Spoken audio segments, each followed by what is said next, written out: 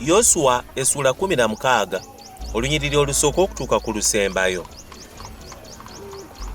N'akalulu ak'abaana ba Yusufu kaava ku Yoludaani Yeriko we kiri ku mazzi aga Yeriko ku luuyi olw'ebuvanjuba, ly'eddungu eririnnya nga liva mu Yeriko ne liyita mu nsi ey'ensozi ne lituuka ku Beseri.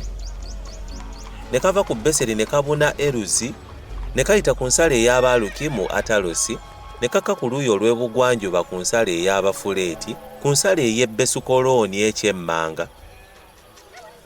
Ku Gezeri n'enkomerero zaakyo zaali ku nnyanja. N'abaana ba Yusufu, Manase ne Efulayimu ne batwala obusika bwabwe, n'ensalo ey'abaana ba Efulayimu ng'enda zaabwe bwe zaali yali bweti. Ensalo ey'obusika bwabwe ku luuyi olw'ebuvanjuba yali Atalusuwaddali okutuuka ku Besukolooni eky'engulu. Ensalo n'ekoma ku luuyi olw'ebugwanjuba ku Mikosesasi ku luuyi olw'obukiika obwa kkono.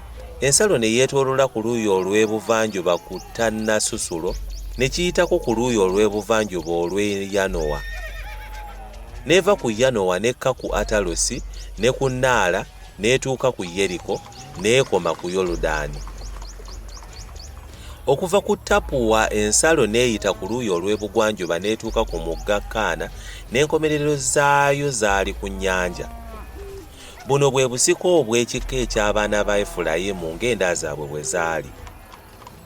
Wabuna ebibuga ebyaterekerwa abaana ba Efulayimu wakati mu busika obw'abaana ba Manase, ebibuga byonna n'ebyalo byabyo.